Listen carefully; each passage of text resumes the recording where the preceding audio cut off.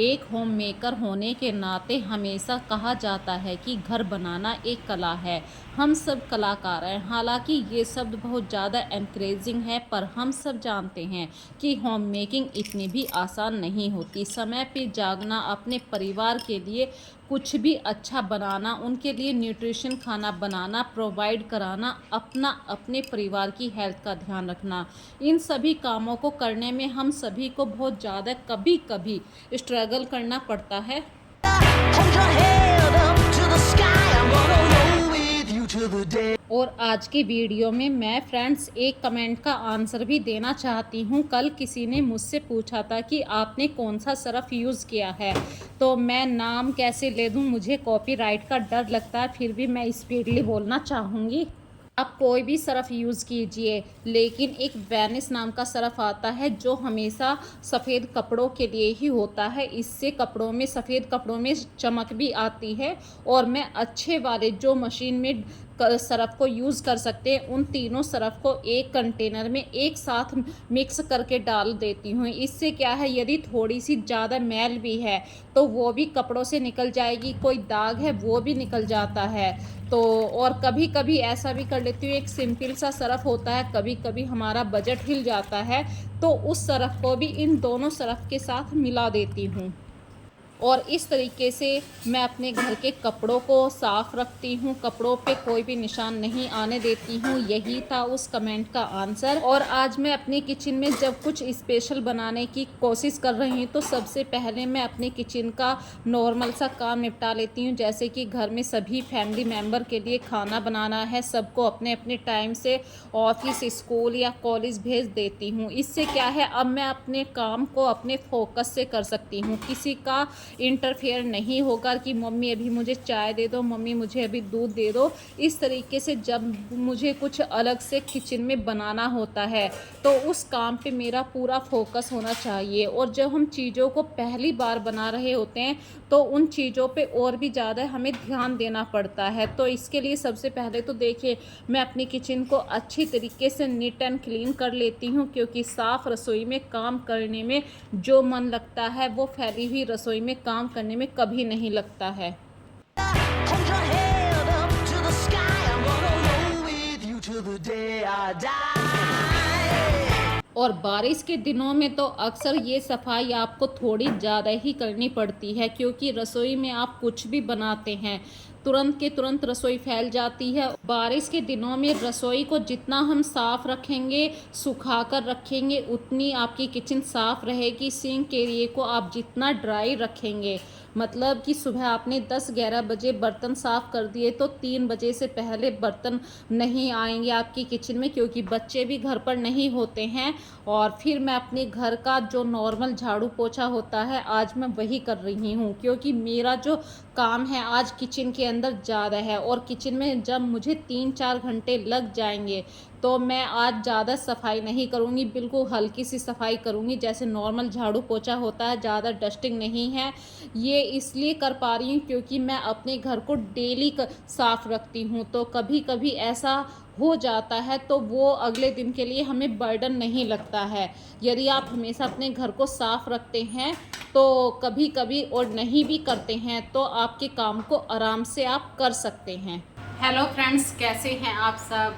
सावन चल रहा है और सावन में जो सबसे फेवरेट मिठाई होती है वो है घेवर। तो आज हम कोशिश करेंगे अपने घर पे घेवर कैसे बनाया जाए। छोटी छोटी सी बातों का ध्यान रखना है और बहुत ही परफेक्ट तरीके से मैं आप लोगों को दिखाऊंगी। आप मैक्सिमम पैसे आप अपने बचा सकते हैं। सबसे बड़ी बात है, आप अपनी हेल्थ से खिलवाड़ नहीं करेंगे, क्योंकि बाहर सावन के महीने में इतना सारा घेवर बिकता है और मिलावट सबसे ज़्यादा होनी शुरू हो जाती है। तो मिलावट से बचना है, प्योर कुछ खाना है। तो आज मेरी रसोई में क्या बन रहा है ज़रूर देखिए। चलिए स्टार्ट करते हैं बिना कुछ देरी के आज की वीडियो। तो आज जो वीडियो स्टार्ट कर रहे हैं फ्रेंड्स, गर्मी भी है काफ़ी, तो इसके लिए सबसे पहले तो मैं अपने कंधे पर एक हैंकी हमेशा रखा करती हूँ, क्योंकि उमस का टाइम है और जब हम किचन में काम कर रहे होते हैं तो बार बार पसीना आता है, कंधे से पसीना पोंछना मुझे पसंद नहीं, इसीलिए मैं अक्सर एक हैंकी का यूज़ करती हूँ। और जो भी हमें सामान चाहिए उस सारे सामान को एक जगह कलेक्ट करने से क्या होगा कि आप जब ये काम करेंगे आपका पूरा फोकस उस काम के ऊपर होगा। और यहाँ पे छोटा सा टिप्स है कि बचे हुए नींबू को आप एक गिलास के अंदर डाल दीजिए, जो ये छिलकों का रस होगा, नींबू का रस होगा, वो आप पी सकते हैं आराम से। इस तरीके से मैंने धीरे धीरे घेवर बनाने के लिए जो जो सामान चाहिए वो इकट्ठा करना शुरू कर दिया। तो सबसे पहले 1 चम्मच घी चाहिए, वो मैंने लो फ्लेम पे एक कटोरी के अंदर डाल के गैस के ऊपर रख दिया। मुझे इसके लिए थोड़ा सा ठंडा पानी, बर्फ़, दूध, मैदा, चीनी, ये सब सामान चाहिए। एक बाउल में आपको 1 चम्मच घी ले लेना है, गरम घी, और गरम घी के अंदर आपको डायरेक्ट बर्फ़ डालनी है, बर्फ़ के कुछ पीस। और बर्फ़ के पीस डालकर आप जब घी में अच्छी तरीके से मैश करेंगे तो घी की गांठ बन जाएगी। लेकिन ये अभी हमारा अच्छी तरीके से मैश नहीं हुआ है। जब तक इसमें एक पफ़ी नहीं आ जाएगा, मतलब बिल्कुल स्मूथ आपका घी नहीं हो जाएगा, जब तक आपको अच्छी तरीके से इसको फेंटना है। ये कह सकते हैं कि बिल्कुल घी के अंदर एक भी दाना नहीं रहने देना है, जब तक आपको इसे हाथ से फेंटना है। अब धीरे धीरे आप थोड़ी थोड़ी मैदा डालिए और फिर दूध डालिए। इस तरीके से आपको एक पतला घोल तैयार कर लेना है। Hold your head up to the sky. I'm gonna roll with you till the day I die. और जब हम किसी काम को स्टार्टिंग करते हैं तो हमें लगता है कि बहुत टफ है, हमसे नहीं होगा। यदि आप कोशिश ही नहीं करेंगे तो वो काम हमेशा आपके लिए टफ ही बना रहेगा। एक बार बिगड़ेगा, 2 बार बिगड़ेगा, लेकिन तीसरी चौथी बार आप उसकी कमियों को पहचानने लगेंगे। तो फ्रेंड्स, पिछली साल मैंने सावन के दिनों में घेवर बनाया था, जब मुझसे कुछ कमी हुई थी। आज भी कुछ कमियां होंगी, मैं मानती हूँ, क्योंकि देखिए परफेक्ट तो हम बिल्कुल नहीं बन सकते, क्योंकि ये काम हम कभी साल में 1-2 बार करते हैं। और जो हलवाई लोग होते हैं वो साल में कितनी बार घेवर बनाते हैं, और क्वांटिटी में भी बहुत ज़्यादा होता है, इसीलिए उनकी हर चीज़ बिल्कुल परफेक्ट होती है। जब आप इस मिक्सचर को अच्छी तरीके से फेंट लें तो आपको ये गर्म नहीं होने देना है, ठंडे पानी के अंदर बाउल में को इस पानी के अंदर रख देना है। और एक गैस पे आपको चाशनी तैयार करनी है, दूसरी गैस पे हाई फ्लेम पे ऑयल को गर्म होने दीजिए। तो चाशनी के लिए मैंने देखिए 1 कप पानी, 2 कप चीनी ली है। अब अच्छी तरीके से इसे बॉईल होने दीजिए। और हमारा तेल भी गर्म हो गया है। या तो आप किसी बोतल की हेल्प से आप आराम से छींटे डाल सकते हैं, या किसी चमचे की हेल्प से। देखिए मैंने नींबू अभी बाद में डाला है, मैं भूल गई थी, कभी कभी हो जाता है। और नींबू सिर्फ आपको 1 ही चम्मच इसमें डालना है। क्वांटिटी के हिसाब से बताऊं तो 1 कप मैदा थी, 1 कप दूध था, और आधा कप पानी लगा है, आधा नींबू का रस लगा है, और 1 चम्मच, बड़ी चम्मच घी था। अच्छी तरीके से जब हम इसे मिक्स कर लेंगे तो आपको हाई फ्लेम पर ही ये थोड़ा थोड़ा सा मिश्रण आपको तेल के अंदर डालना है। इकट्ठा कभी मत डालिए, वरना बीच में एक गांठ सी बन जाएगी। और जितना मोटा आपको घेवर रखना है उतना आप डालते रहिए, बीच में थोड़ा थोड़ा बार बार आपको डालना है। यदि आपको लग रहा है कि गैस कम हो रही है तो थोड़ा सा धीरे धीरे डालिए, पर 2-2 बूंदे ज़रूर डालिए। Hold your head up to the sky. I'm gonna roll with you till the day I die. और जब ये धीरे धीरे से किनारी से लाल होना शुरू हो जाए, आप किसी चाकू की हेल्प से इसे देख सकते हैं हटा के। यदि ये अच्छी तरीके से अपने आप कढ़ाई को छोड़ दे तो आप इसे उतार के किसी प्लेट में रख लीजिए। देखिए पहली बार मैं बना रही हूँ काफ़ी दिनों में, तो ये हल्का सा लाल ज़्यादा हो गया है। अगली बार फिर से बनाएंगे तो वही कोशिश करेंगे। बार बार जब हम अच्छी तरीके से बनाते हैं चीज़ों को तो उस चीज़ में हम परफेक्ट हो जाते हैं। अब मावे की जगह देखिए, या तो आप प्योर मावा ले लीजिए, यदि वो नहीं है तो 1 कप दूध में 2 चम्मच आपको मिल्क पाउडर को ऐड करना है।